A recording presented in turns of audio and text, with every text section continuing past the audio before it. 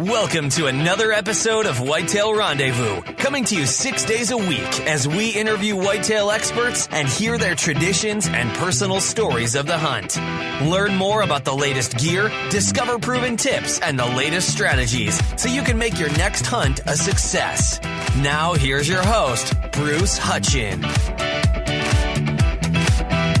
Welcome to Whitetail Rendezvous Podcast with your host, Bruce Hutchin, episode number 176. On today's show, you'll hear from Kevin Paulson, owner of Hunting Life, about how to start scouting for whitetails by turkey hunting this spring, so you can start building your 216 hunting plan. Hey, listeners, don't forget to text 33444 Food Plot for your free Food Plot ebook.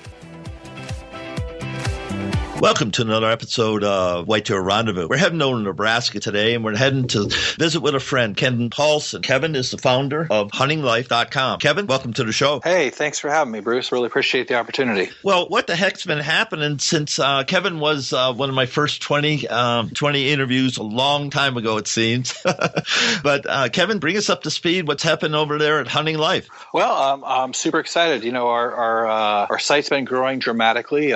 We just eclipsed 230,000 fans on our Facebook page, facebook.com/HuntingLife. That's extremely exciting, and we're incredibly happy about that. And we just bought a new website, HuntingInsider.com, and we're extremely excited to launch that here in April. And I couldn't be more excited to bring another, great hunting website to the industry. Let's give our listeners a quick overview of HuntingLife.com, and then share whatever you want to share about your new website. Sure. HuntingLife.com has been around for close to 10 years, and we're a national news source for hunting and conservation. So we focus on hunting, the hunting industry, and we focus on all of the news that's going on within the hunting world, and we focus on getting product reviews and gear reviews from all across the industry, and we cover stories of hunting and conservation worldwide. Kind of your New York Times of the hunting world. Okay, but you've got photos and videos? Yes, photos, videos. We do video stories, video product reviews, video from some of our different industry partners focused on how to use products and things like that. And so we're always producing content daily. Now let's talk about how you match your website with your social media. How does that work? Well, our social media is really focused on our fans first and foremost. So, Twitter is kind of a daily news source of, all of the stories that we post up on Hunting Life, and then a few tidbits and a little bit of NASCAR followed into our Twitter profile. And our Facebook page, which is, again, facebook.com/Hunting Life, that's really focused on our fans. And so we really want our Facebook page to be, 90% of the content that we post up there. We want it to be photos from our fans. And so we're constantly out there seeking, all of our fans to send us their photos so that we can post them up and share the good things about living the hunting life. Now on Twitter, is it Hunting Life? Is that your Twitter? Yes. It's at Hunting Life, and that's our Twitter page. We have Instagram. That's at at Hunting Life as well. And Facebook.com/Hunting Life is our fan page. Thanks for that. Now let's roll over to this recent purchase and talk about how that's going to impact the industry and help you broaden your brand. Absolutely. Well, we're super excited. We just completed the purchase of HuntingInsider.com. We're in the process of rebuilding it right at this moment. And what Hunting Insider is going to become is a national news source that is going to be 100% focused on the interview process. So we're going to interview the celebrities that are out there in the hunting world. We're going to interview everyday hunters. We're going to interview guides and outfitters that have been experienced all across the industry. We're going to interview writers, and we're going to interview, some of these individuals within corporations like, Will Primos and Night and Hale and different people within the industry that have grown up in the hunting industry and can share knowledge about either their company or their products or what they're doing out there that's making them successful. And we're going to make sure that every interview that we produce will give our readers and our fans a tip that they can take out onto the field and use to help them be more successful. Yeah, more and more I found, with your show number 175, that people want good content. They want to be entertained and they want to, have a good quality. But the most important thing is they want good content that they can take and they can apply. Absolutely. I mean, if, for me, I have a limited time and there's so much content out there being produced across the world. I do a search for hunting, how many websites have hunting in them. And I think it's 250,000 websites now that, are focused on hunting. And so, when I go out and I look at content, I want to find content, I want to view content, or I want to read content that's going to help me as a hunter. And so, when I'm looking at an interview with like a Michael Waddell or somebody really big within the industry, I want to learn something from it. And, we did an interview with Lee Lakosky, Lee and Tiffany, and at SHOT Show. And, the most important tidbit we got was, leave your trail cameras up year round.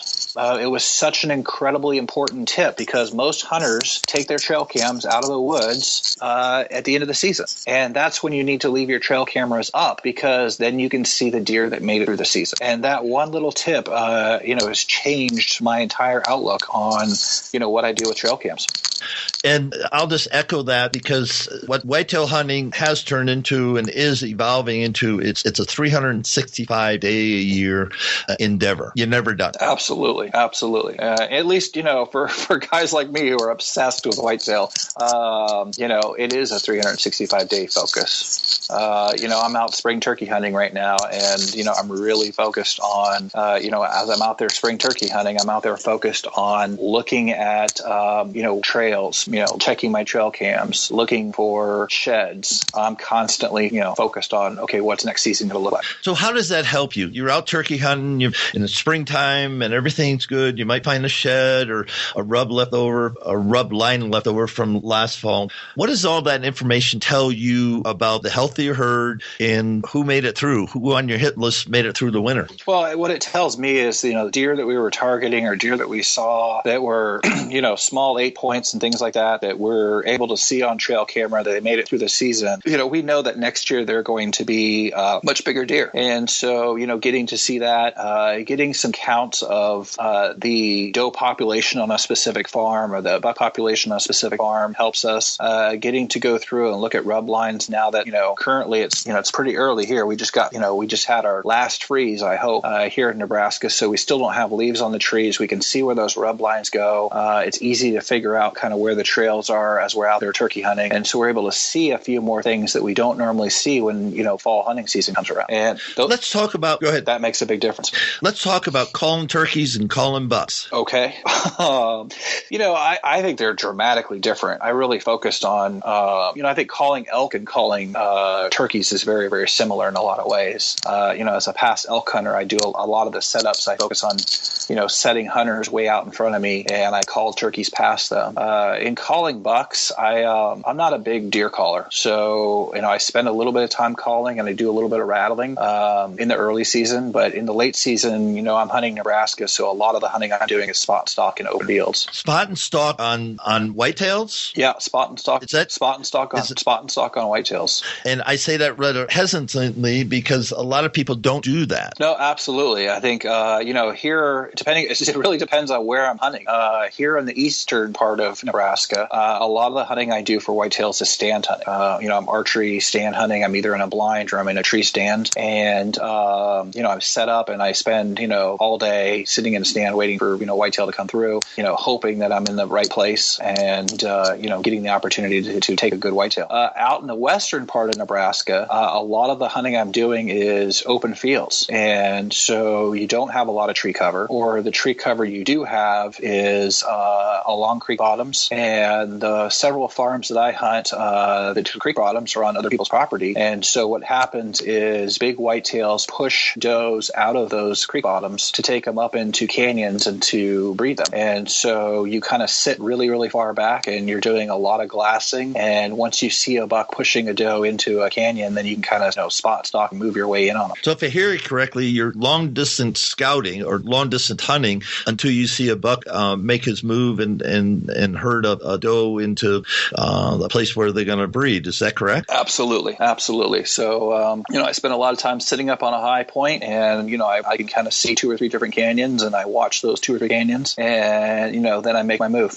I can think about the mule deer we hunt out west, where I live in Colorado, and elk hunting. I became a better elk hunter and a real good elk hunter once I put my butt down and once I just watched. Absolutely. Because it used to be boots on the ground and, I got to get here. I got to check out that drainage, that basin, that park, blah, blah, blah. At the end of the day, you walk 10 miles and you didn't see anything. To one older guy, he said, Bruce, you want to see elk? Yeah. He said, see that ridge over there? Okay, keep the sun at your back in the morning and glass that basin, and then go over to that basin and glass back where you sat in the morning and on the oak brush. That's how it worked out. And I saw elk the 3 days that I did that, and I harvested a small bull, but didn't matter. But I learned an important lesson that I took when I went sheep hunting and goat hunting and all the other hunting I've done is to, get as far away as you can from your quarry and just sit there and watch. Yeah, that was one of my, hardest lessons as a guide to learn was to, get to a high point and sit and wait. Wait till you either hear a bugle during archery season or wait till you find out, your eyes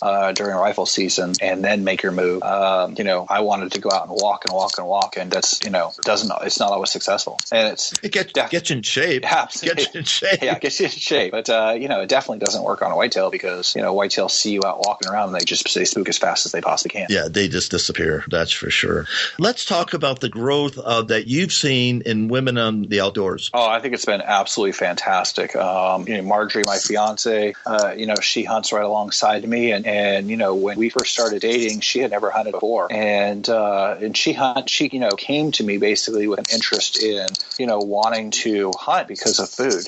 And I think that, the changes in our culture in regard to, the food culture growing, dramatically has brought women into our industry in a huge way. And, I'm excited to share the outdoors with, women. And I like being out there with Marjorie as often as possible. She took a great mule deer doe this year, and she really enjoys the process. And she comes back and she, goes through the process. She actually butchered her entire deer this year on her own. And, she labeled every package, and she planned out every meal as she butchered that deer. And I think that makes it a little bit more enjoyable for her. And I think the guys could take the lessons because, unfortunately, sometimes we don't take it home and butcher ourselves. I did early on, and the older I got, I found it convenient just to take a processor. But there's something about going out hunting, harvesting, and then taking care of and prepping the food, storing the food, and then having delicious meals, months later. That is part of the hunt that's actually coming back because of women in the sports. That's my belief. What about yours, Kevin? Absolutely. I think that, I love game processors. I'm glad that we have them. And by all means, I've taken deer. There have been times where,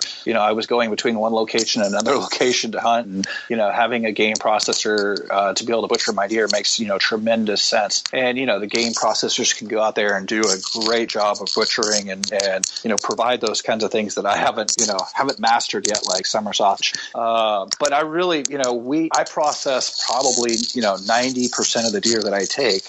And, the reason I do it is because I want to make sure that, I have the cuts that I want and I have the packages set up and labeled properly for, the meals with our family. We've got, 5 kids in this house and Marjorie and I, and, having, the packages set up so that it's ready to go makes a big difference for us. Thanks for that. And that's just another, offshoot of our industry because more and more people are coming out with videos and books and ebooks and saying, hey, this is how you do it. This is how you break down your deer. This is how, you make the cuts, and this is how then you enjoy it because then cooking. And cooking isn't eating. The most fun I had cooking is actually doing the cooking. Oh, yeah. I just got a brand new grill. I'm actually throwing the article up on Hunting Life today. I got a brand new fire disc grill and cooking to me is a huge portion of, my enjoyment for hunting. I really enjoy preparing meals for my family, and I cook about 4 out of the 7 meals every every week here for our family, and I love being able to take deer out of the freezer and either put it on the smoker or put it on the grill or prepare it in the oven. And there's nothing better than a nice glass of wine and a nice cut of venison with new potatoes and a nice salad. That's living to me. Absolutely. I hunt, and I tell people, I often get asked, are you a trophy hunter? I'm like, well, in a lot of ways, I am a trophy hunter, and I'm proud of that label in a lot of ways because I pass on a tremendous number of bucks every single year because I'm looking for that really big, 150 and above whitetail. I'm looking for that, 170 and above mule deer every year. But that being said, here in Nebraska, we have the ability to buy doe tags, and I always buy a couple of whitetail doe tags, and I buy several mule deer doe tags on the western part of the state. And in doing that, that's what fills our freezer. I took a great buck this year in Nebraska, a whitetail out in western Nebraska, but I also took 5 mule deer does, and that's what feeds our family. Margie took 1 and I took 4. So we filled our freezer with 6 deer this year, and that gets us through all the way until next September. Wow. Let's just switch it up. On the warm-up, you said something about a $5 tag in Nebraska. Yeah. Kind of share what that means. Nebraska has youth tags for both turkey and for deer, specifically for kids 16 and under. And those tags are $5 or $6. I believe they're $5 or $6. And it's a tremendous opportunity to get kids out in the outdoors. And it's one of the things that Nebraska does amazingly well is, focusing on, hunter retention. If we can't get kids out into the outdoors and make it reasonable for parents to take kids out in the outdoors, then we're doing something wrong. And it's one of those things that Nebraska is doing absolutely right. So, if you want to get your kids out in the outdoors, Nebraska has over 2 million acres of public land available to hunters that can, would like to come out and hunt. And everything from, public access lands where they lease the land from the farmer, or they've got wildlife management areas and, some forests and fields that are open to hunters. And these are areas that are filled with game. All of the turkey that I have taken in Nebraska have all come from these public properties. Several of the deer that I have taken in Nebraska have come from these public properties. So where would a person get a map or get started? What would they do? Yeah, for the Nebraska Game and Parks website has a public lands atlas that you can pick up, and it is a tremendous resource. It lists every single farm and every single property throughout the entire state of Nebraska that allows you to go on, walk on access and go hunt those properties. And several resources like powderhook.com will offer, some ideas about where some of those properties are, what kind of animals they're holding. And, it's just getting the time to go out and, spend a little bit of time scouting, and you're able to find properties that hold pheasant, hold whitetail, hold mule deer, and hold turkeys. Let's stay on the youth theme right now, and let's talk about what people can do, moms and dads, uncles, friends, to get the kids in the outdoors. Well, first and foremost, make it fun. At this time of year, we're talking about April, it's spring turkey season, and I really believe that, turkey hunting should be your introductory tool to most kids to get them in the outdoors, because it's not an overly complicated hunt. It can be, but for the most part, it's not an overly complicated hunt. And there's some action. The birds are calling back to you. You're calling to the birds. It's usually a kind of a short hunt for kids, so you're out there 3 or 4 hours, and it gets kids really involved in the outdoors. At the same time, you can begin that process of looking for sheds. I always tell my kids if they find a shed, it's a $5 reward.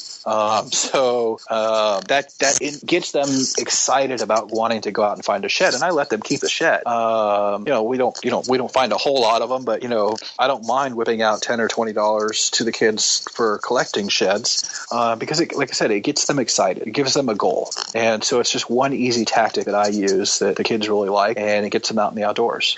Let's turn things to social media, and specifically how you help companies grow their social media platform so they can make $1. Well, we always, I do a lot of social media consulting directly with companies, and, people can always reach me, Kevin at HuntingLife.com. What I tell people first and foremost in regards to growing social media is, make it interesting, make the content be good, and, produce great content. And then, from there, make it about your fans and your readers. And so, try and, like I said, our fan page at HuntingLife.com or Facebook.com/HuntingLife, it's really about our readers. And I don't want it to be about me. I don't want it to be about, hunting life per se. I really want it to be about living the hunting life. And so for me, I really like, putting out as much as we can, for our readers and for our fans that, gives them a reason to come to our page on a regular basis. Thanks for that. Looking at all the people that helped you along the way, who are 3 or 4 people or sponsors that you want to give a shout out to as we wrap up the show? Well, Sitka Gear has I've been a huge fan of them for many, many years, and they've been a huge fan of ours for many years. And I love their gear, and I've been a tremendous fan from day one of Sitka Gear. I think I was one of the very first 1,000 customers they ever had, and just come off of elk hunting and bought their gear after having worn some really bad gear in the field, and I've been wearing it ever since. I really like my muck boots, and I wear muck boots religiously in the spring and the fall while I'm out hunting, because I like my feet being warm and I like my feet being dry. And they provide a great scent-free boot that really makes a big difference, and they're just enjoyable and comfortable to wear all day long. From there, another great company that I work with on a pretty regular basis is HunterEd.com, and I work with them because I really support what they're doing in making hunter education be better for our kids and youth out there who are looking to get into hunting. And so, please go check out those sponsors, and if you've got a youth that you want to bring into the hunting world, check out HunterEd.com because I think they're one of the best resources to teach your kids the initial process of hunter education. They can go through and take the class online, and then they go to take a classroom section. But it makes the process easier, and you can sit down and work with them throughout that course online. And it's filled with videos, and it's filled with useful knowledge that really makes it fun to learn. Kevin Paulson of HuntingLife.com, thank you so much for being a guest and sharing what you do, but more important, how you do it, and how you're helping other people get involved and create, as you said, a community of the hunting life on your social media. So, sir, it's been great having you on the show. Thank you, Bruce, and I really appreciate the opportunity to be on today. Make sure to listen to the next episode where we hear about not spooking bucks with John Mulligan from Wicked Tree Gear. Thanks for joining us. Be sure to tune in tomorrow for another episode of Whitetail Rendezvous, where you can listen and learn from the experts so you can be more successful on your next hunt. Until next time, listen, learn, and succeed. Remember to text 33444 Food Plot for your free ebook.